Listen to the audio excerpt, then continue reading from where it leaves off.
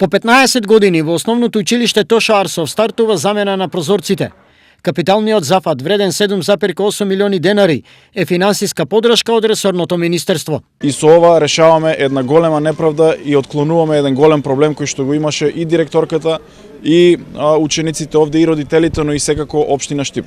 Токму затоа можам да се заблагодарам заради тоа што во оваа година во капиталните инвестиции на Министерството за образование беше влезено ова основно училиште и неговата целосна санација. До сега извршена е замена на старите со нови енергетско ефикасни прозорци на првиот кат од училиштето.